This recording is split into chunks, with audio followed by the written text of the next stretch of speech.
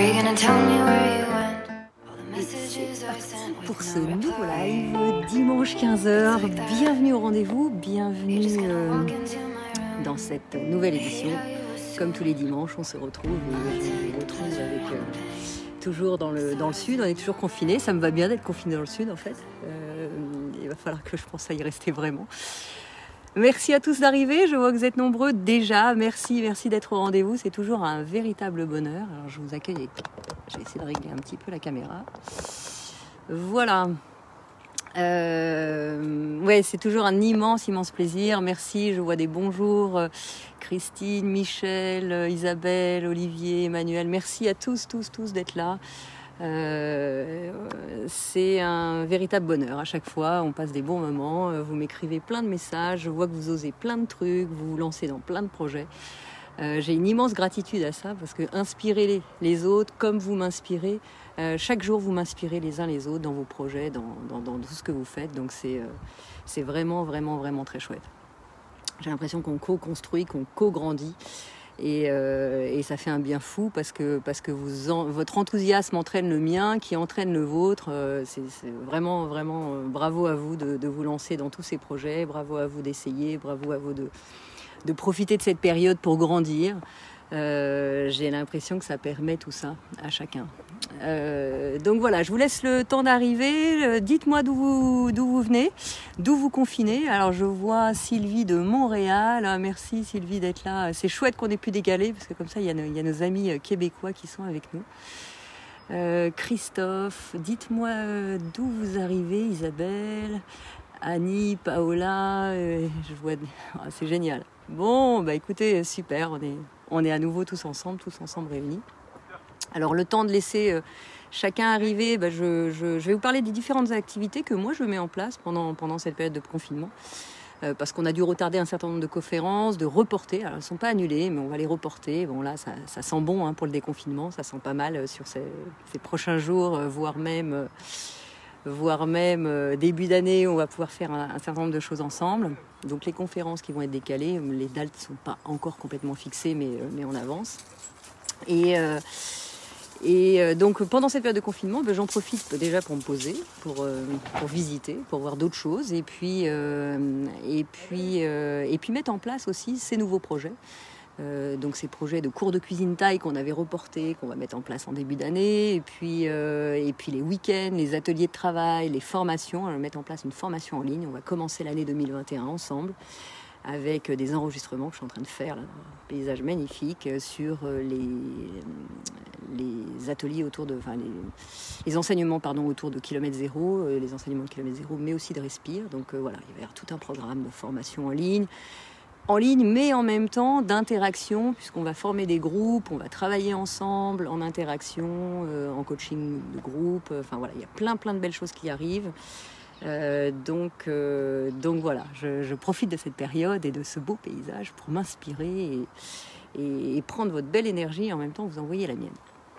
Donc voilà, écoutez, face à ce programme un peu chargé, je fais une transition hyper subtile qui est savoir dire non. Hein, vous voyez comme c'est subtil parce que je ne peux pas dire oui à tous vos projets si de mon côté je veux avancer sur les miens. Donc c'est toujours un peu le casse-tête qu'on peut avoir que d'être confronté à devoir dire non. Et c'est vrai que tous les jours je suis confrontée à devoir dire non, ça m'arrache le cœur à chaque fois. Mais je ne peux pas participer à tous vos projets parce que si je participe à tous vos projets, eh bien je n'ai absolument plus de temps pour mettre en place ces nouveaux projets-là. Donc c'est vraiment le thème du jour parce que ce thème-là, il est assez difficile. Moi, je dois dire que pendant des années, je n'arrivais pas à dire non. Beaucoup de choses me passionnent et parfois c'était même par envie de vouloir participer, mais je n'étais pas au bon endroit. Et naturellement, je n'étais plus dans mes projets et je me décalais un petit peu dans ce que je voulais être, dans ce que je voulais donner, dans ce que je voulais partager. Donc ça a été pour moi un combat assez long d'arriver à apprendre à dire non. Ça a été un combat assez long parce que finalement je n'arrivais pas. Alors pour 1000 raisons, hein. On ne sait pas dire non. Parfois, moi, j'arrivais pas. Je voulais être aimée de tout le monde. Je voulais faire plaisir à tout le monde. Je voulais partager avec tout le monde. Donc, dès qu'on me proposait quelque chose, j'avais tendance à dire oui, trop facilement. Et puis après, me retrouver face à un sujet qui était, bah oui, mais j'ai dit oui à tout le monde. Et finalement, la journée est passée, la semaine est passée, le mois est passé. Et je n'ai pas avancé sur ce qui avait du sens pour moi. Les projets dans lesquels je m'étais engagée, dans les projets dans lesquels j'avais envie d'avancer moi à mon tour, je me retrouvais confrontée à ça. Donc il y a 1000 raisons, vous pouvez avoir 1000 raisons de ne pas savoir dire non, et je sais que c'est un sujet récurrent chez beaucoup. Moi ça fait peut-être une petite dizaine d'années que j'arrive à dire non, donc il s'est passé quand même pas mal d'années à dire oui tout le temps. Et je vois bien qu'en accompagnant les gens aujourd'hui dans mes coachings, c'est un sujet qui est récurrent, et qui est récurrent au point parfois quand on ne sait pas dire non, de s'en oublier complètement et de finir même dans des burn-out, parce que ce soit au travail, ou que ce soit avec des amis, que ce soit dans des relations amoureuses, eh bien on ne sait pas dire non, on dit oui et on s'oublie complètement. Alors les raisons principales évidemment, c'est le fait d'être aimé par tout le monde. Donc on dit oui à tout le monde, comme ça on est sûr d'être aimé, ce qui est faux. On peut aussi avoir la culpabilité de dire non, on peut aussi avoir la peur de blesser, on peut avoir la peur de faire souffrir l'autre, l'éducation, la peur de trahir, enfin 1000 sujets qui font que finalement on dit oui, et on a l'impression que c'est plus simple de dire oui. Mais c'est une fausse impression, parce que quelque part, quand on dit oui, sur l'instant, à court terme, on se dit bon, c'est beaucoup plus simple. Mais finalement, l'énergie que ça demande d'assumer ce oui est parfois beaucoup plus lourde que de dire non, ou l'effort de dire non. Donc une des premières clés que j'ai envie de partager avec vous sur le fait d'apprendre à dire non, c'est de réaliser le prix à payer de ne pas savoir dire non. Et le prix à payer, il est souvent très cher, parce qu'on est submergé, que ce soit au travail par un tas de dossiers, par un tas de sujets, que ce soit à la maison, de ne pas savoir s'écouter, et donc de fait de dire oui à son mari ou à sa femme ou à ses enfants sans cesse, ou à sa famille, à ses amis. Et le prix à payer est finalement bien plus cher que de dire oui, que de dire non sur l'instant, pour pouvoir avancer et pour pouvoir évoluer. Donc la première clé, c'est de réaliser que quand on dit oui tout le temps, et qu'on n'est pas aligné avec ça, parce que ça va de soi que là on est en train de parler d'un sujet clair qui est j'aimerais pouvoir dire non, mais comme je n'y arrive pas parce que j'ai peur de blesser, etc., et le fait est que je dis oui. C'est vraiment dans ce cas de figure. C'est pas j'ai envie de dire oui et je dis non. Le vrai sujet, c'est j'aimerais pouvoir dire non et je dis oui, alors que j'aimerais pouvoir dire non. Donc première clé à retenir, c'est que le prix à payer d'avoir dit oui alors qu'on aurait voulu dire non, il est substantiel, il est loin d'être léger. Au contraire, ça va nous coûter très cher. Parce que ça va nous vider d'une énergie. Pourquoi ? Parce que quand on dit oui à quelqu'un et qu'on n'a pas forcément envie de le faire, qu'est-ce qui se passe ? Eh bien, on a tendance à voir que finalement, ça va nous demander beaucoup plus d'énergie que quand on dit oui et qu'on a envie de le faire. Prenez n'importe quel exemple, un ami qui vous demande un coup de main sur, déménager ou je ne sais quoi. Si on avait un tas de choses à faire et qu'on s'était initié, mais qu'on lui dit oui, qu'est-ce qui se passe ? Si on ne se respecte pas à ce moment-là, on va arriver avec une énergie assez faible. Et il faut bien savoir qu'il y a une équation qui est assez juste. Moi, j'ai pu la tester quelques fois. Je vous invite peut-être à la tester, vous, de votre côté. C'est de vous rendre compte que on finit l'étape au niveau d'énergie où on était au départ. Ça veut dire quoi ? Ça veut dire que, quelle que soit la façon dont vous allez arriver, si vous arrivez avec une très belle énergie et un vrai oui qui vient du cœur, vous allez passer un bon moment et avec une grande énergie à la fin. Si à l'inverse, vous arrivez avec un oui mais qui était finalement un non, vous allez arriver en traînant la patte, avec moins d'énergie, avec plus de mal-être, etc. Et vous allez traîner ça pendant tout ce moment-là. Et vous allez finir cette tâche ou ce projet avec une énergie assez basse. Donc clé numéro 1, réaliser le prix à payer en termes d'énergie, en termes de contraction de la relation. Et finalement, vous ne vous respectez pas, ni vous, ni la personne, et ni la relation. Hein, donc ça fait vraiment, vraiment beaucoup. Essayez d'observer ça. La deuxième clé qui m'a beaucoup aidée, moi, à apprendre à dire non, c'est de réaliser aussi les bénéfices que l'on peut avoir à recevoir un non. Alors, sur l'instant, c'est dur, on a du mal à l'encaisser, et c'est parce qu'on a du mal à encaisser les noms, d'ailleurs, qu'on a souvent du mal à dire non. Je me dis, attends, moi, quand on m'a dit non, c'était l'enfer, et donc, du coup, je ne vais pas lui faire ça parce que je l'adore, et je ne vais pas le mettre face à ça. Ce serait vraiment douloureux pour lui, donc voilà. Hein, on dit oui parce qu'on a parfois du mal à encaisser soi-même le non. Or, en réalité, moi, je me suis rendu compte qu'il y avait beaucoup de bénéfices à recevoir un non. Alors, au début, pas forcément. Et puis après, je me disais, par exemple, j'ai un exemple, je pourrais en avoir 1000 d'ailleurs, mais je me rappelle d'un sujet où j'avais envie d'essayer de me lancer dans un projet. D'ailleurs, même quand j'ai écrit Kilomètre Zéro, si on prend un sujet encore plus factuel, quand j'ai commencé à écrire Kilomètre Zéro, j'y arrivais pas, je procrastinais un peu, et puis je me suis dit peut-être que je peux me faire aider par quelqu'un, et puis je rencontre quelqu'un qui est un peu du métier, qui finalement me fait plutôt un retour négatif, je vous en avais déjà parlé, et puis là où j'aurais pu travailler en binôme avec quelqu'un, je me rends compte que finalement, en phase de par ce retour assez négatif, qu'est-ce qui s'est passé ? Moi, j'ai dû avancer seule et finalement être face à mon projet et de continuer seule. Et en fait, je me suis rendu compte que ce non, même un peu détourné, m'a énormément aidé parce que déjà, j'ai pu aller jusqu'au bout, donc la fierté de pouvoir, même ça m'a demandé du travail, de dépasser des peurs, etc. Mais ça m'a permis d'arriver jusqu'au bout et puis de pouvoir partager entièrement cette aventure avec vous, alors que sinon, elle serait peut-être tombée au tas ou avec des idées qui n'étaient pas forcément les miennes, avec une énergie qui n'aurait pas été forcément la mienne. Et finalement, cette deuxième clé que je voulais partager avec vous, c'est de réaliser ce bénéfice à recevoir un non, parce que finalement, ça nous pousse à aller plus loin, ça nous pousse à aller vers ce qui est important pour nous. Et on va petit à petit s'améliorer dans le processus qu'on a lancé. Et se rendre compte que même seul, on peut réussir. Malgré le non de l'autre, on peut avancer, on peut réussir. Donc ça, c'est un double effet, cette deuxième clé, c'est que non seulement je réalise le bénéfice à recevoir un non, et parce que je le réalise, qu'est-ce qui se passe ?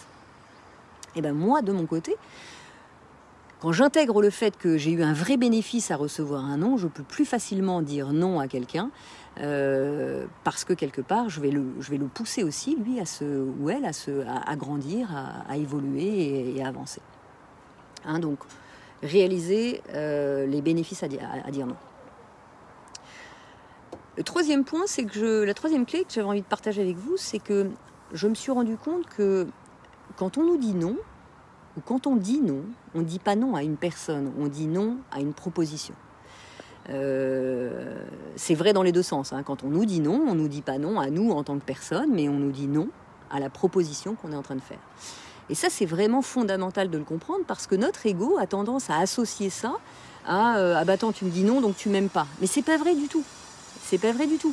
C'est au contraire, c'est non à une proposition ou à un instant qui ne matche pas avec les projets que j'ai mis en place ou quoi que ce soit. Donc c'est vrai que, encore une fois, gardez bien ça en tête. Le non, c'est un non qui concerne cet instant, cette proposition, avec à un moment donné de votre vie. Donc, encore une fois, ne le prenez pas vous directement comme une attaque ou comme un non, je ne t'aime pas, mais au contraire comme quelqu'un qui avance de son côté. Et encore une fois, c'est pas parce qu'on dit non à une proposition que la proposition n'est pas bonne ou que le projet n'est pas bon. Ça, surtout, n'associez pas ça. Ça, c'est notre ego qui a tendance à associer ça.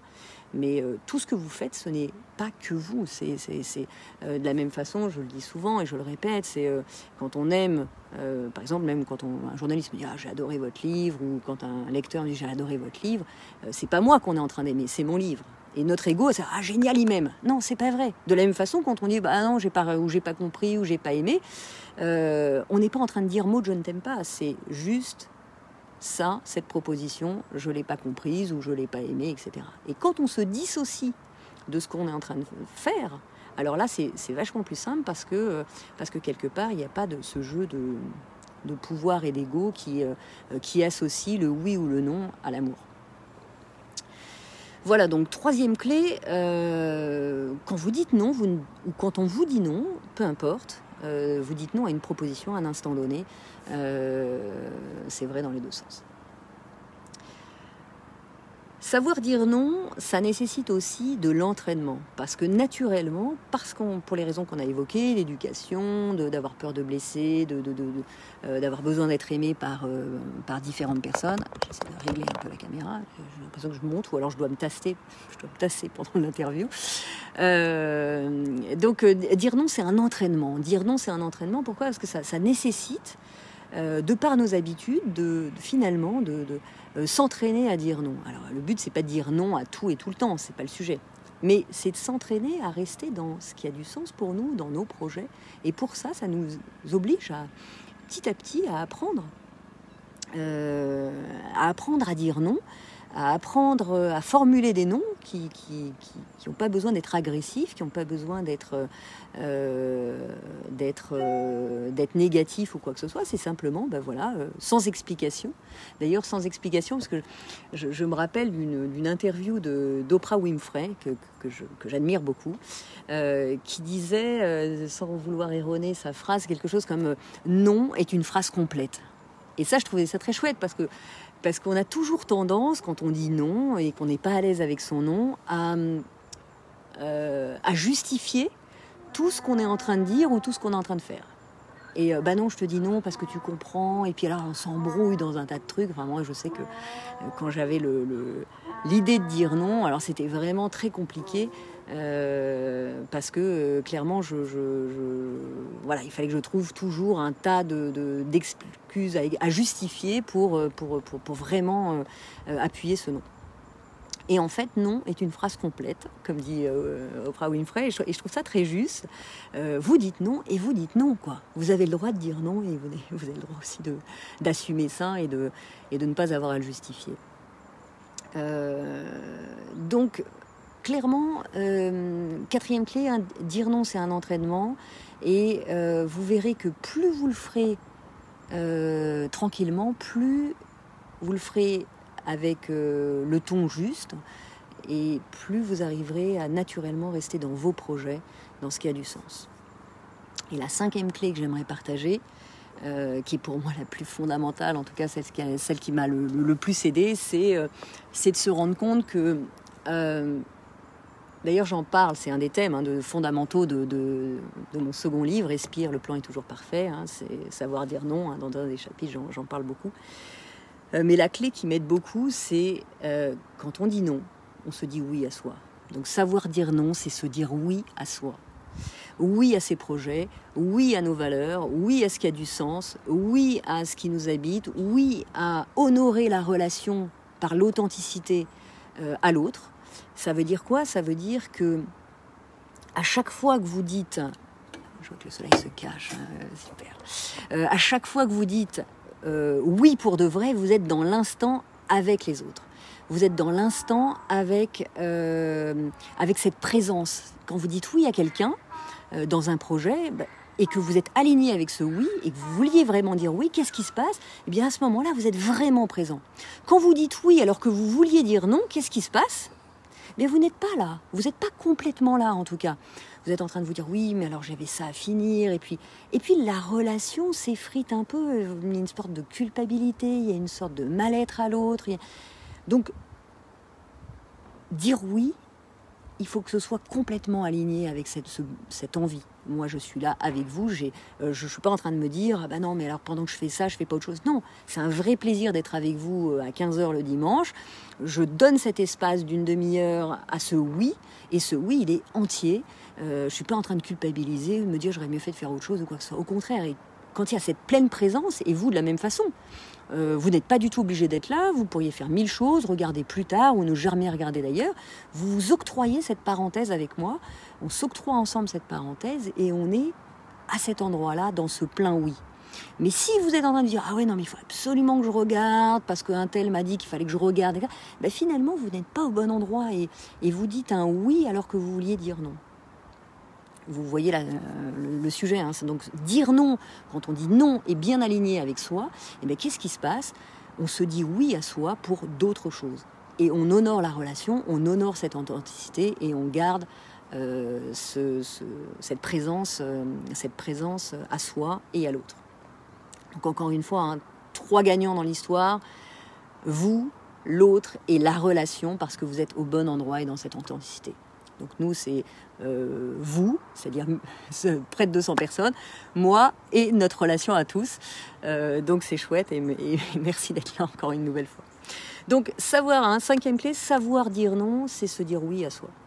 Donc je vous invite vraiment à travailler sous cet angle-là, parce que vous allez voir que petit à petit, vous allez trouver un vrai bénéfice, les autres vont trouver un vrai bénéfice, vous allez être dans cette authenticité, vous allez vous sentir bien et au bon endroit, et ça change vraiment la donne dans ce que vous allez donner à l'autre et dans ce que vous allez partager.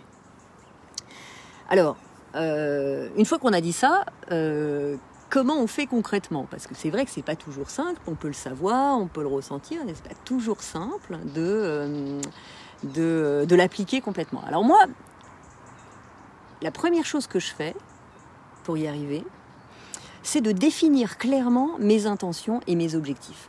Hein, vous voyez, par exemple, en ce moment, moi, ce qui est important dans ce confinement, c'est que je puisse étaler ma journée avec mes objectifs de travail, que sont mettre en place la formation en ligne, donc les vidéos, de tourner, d'écrire mon 3e roman, et puis mettre en place ces nouveaux ouvrages. Et puis après, avoir des moments de bénévolat avec des gens à côté, pour les aider dans les champs, pour filer un coup de main à tous ceux qui travaillent et qui n'ont pas forcément les moyens pendant cette période d'embaucher des gens. Donc filer un coup de main, je pense que c'est naturel. Donc mettre cet espace-là. Et puis j'ai besoin aussi d'un peu d'espace le matin tôt pour méditer ou pour partir faire un footing. #Marie-Pierre, je continue. Et je ne baisse pas les bras. Et donc voilà, d'arriver à mettre tout ça dans ce planning. Et donc tu as des intentions à ça.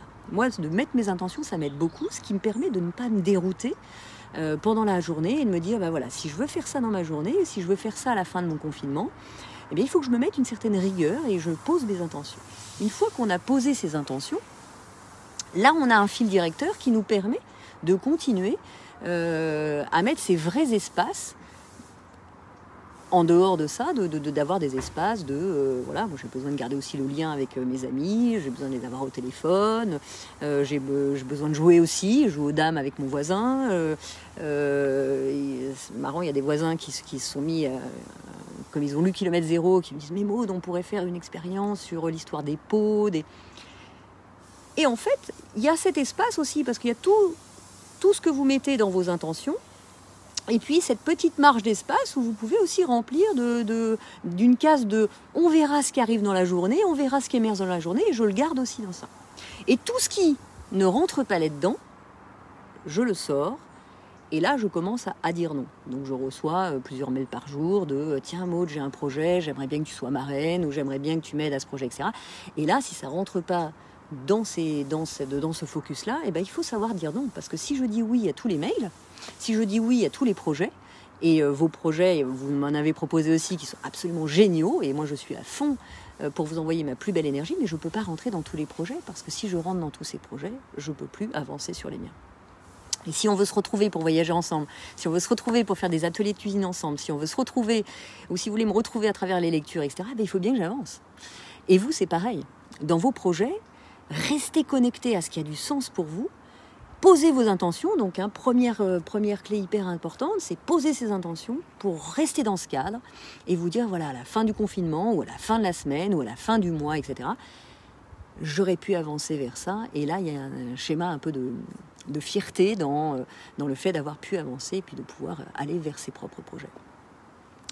Après, il y a une deuxième chose qui m'aide beaucoup à poser, c'est de prioriser mes engagements.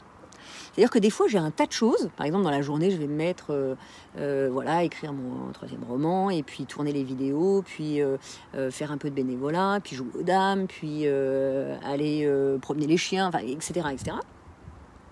Et puis après, je vais prioriser. Tiens, aujourd'hui, je commence par quoi? Alors bon, je me sens en telle forme, je vais d'abord faire un jogging, ou je vais d'abord faire de la méditation, ou je vais, à telle heure, il y a le lever du soleil. Bon, là, c'est des heures fixes, hein, donc ça assume les heures de la nature. Et puis, je vais prioriser de 0 à 10, ou de 1 à 10. Je me dis, tiens, est-ce qu'aujourd'hui, écrire mon troisième roman, ça vient en 10, ou est-ce que ça vient en 9 ou en 8? Qu'est-ce que je mets avant, etc. Et je me prends un petit temps pour prioriser ces éléments. Et une fois que je les ai priorisés, pareil, je ne déroge pas. Plus on met un peu de rigueur, moi ça me demande des fois de la rigueur, de me dire ah ouais, non, attends, j'irais mieux me promener plutôt que de faire ça. Ben, le fait de me rentrer dans une certaine rigueur, on peut avancer vers ce qui a du sens. Et à la fin de la journée, ben là, on peut se dire waouh, génial, j'ai pu avancer sur ça et ça. Et j'allais dire bémol, hein, si on n'y arrive pas ce jour-là, zéro problème. Moi, je me flagelle pas parce que j'arrive pas à faire un truc, ou parce que j'ai procrastiné, ou parce que finalement j'ai eu un copain au téléphone et puis finalement j'ai préféré parler avec lui, et tout va bien aussi. Hein. Relax. Mais en tout cas, de prioriser, ça m'aide à garder une direction et garder un espace juste. Troisième point qui m'aide aussi, c'est de couper un peu la pollution numérique. Alors je m'explique. Moi j'ai tendance à, si j'ai mon téléphone à côté, à recevoir un coup les messages, un coup sur tous les réseaux. Alors d'un coup c'est Messenger, un coup c'est SMS, un coup c'est WhatsApp, un coup c'est Viber, un coup c'est... Et au final le truc il vibre tout le temps. Alors j'ai enlevé les sonneries déjà, hein, de tous ces trucs-là, les mails et compagnie, j'ai enlevé toutes les sonneries, ce qui fait que déjà, si je regarde pas mon téléphone, ben, je le vois pas. Et en fait, je mets mon téléphone un peu à l'écart, je le coupe, et là je me dis, tiens, je vais m'octroyer par exemple une plage d'une heure sur ça, et je coupe mon téléphone. Parce que sinon, c'est vrai qu'on est vite sollicité par un message, par un truc, et moi très vite, ah tiens, un message d'un tel, je l'adore, allez hop, je lui réponds, etc. Et puis finalement, on est coupé tout le temps dans une réflexion. Donc, faire une cure de désintox numérique, un temps, une demi-heure, un quart d'heure, 1 heure, 2 heures, 10 heures, vous faites comme vous voulez, ça fait un bien fou et ça permet cette concentration vers quelque chose qui est juste, et puis qui vous permet de ne pas vous disperser dans plein de choses. Et enfin, j'allais dire, moi ce qui m'aide aussi, c'est une fois que j'ai priorisé, je vous disais tout à l'heure, c'est de moduler une réponse par défaut. C'est-à-dire que le non devient par défaut, là où j'avais tendance à dire oui à tout, et en final, je disais oui à plein de projets, mais moi, j'avançais pas sur les miens. Mais j'ai plutôt tendance maintenant à faire l'inverse, de me dire plutôt, je vais dire non, et puis je vais vérifier que ça rentre dans ma liste du jour, ou du mois, ou de l'année, ou mes objectifs qui font que je pars pas dans 1000 projets, et ça n'empêche pas de laisser d'autres projets rentrer, mais je ne pars pas dans tous les projets à la fois. Donc voilà, peut-être 4 clés qui peuvent vous aussi vous aider. Essayez en tout cas, hein, c'est pas de me croire sur parole, mais plutôt essayez-vous de les tester, essayez-vous de voir si ça peut vous aider, parce que quelquefois ça permet de se rendre compte que oui, par exemple moi quand on me parlait du téléphone, le mettre de côté, j'avais même pas pensé au début, hein. Et c'est vrai que ça m'a énormément aidé à me concentrer, énormément aidé à garder la bonne direction et le bon endroit. Donc voilà ce que j'avais envie de partager avec vous aujourd'hui. Alors j'aimerais aussi répondre à une question qui m'a été posée. Alors j'ai beaucoup de questions. On fera probablement un live questions-réponses, parce que je me rends compte que si on veut garder le timing d'une demi-heure, c'est toujours un peu court et je peux pas répondre à toutes vos questions.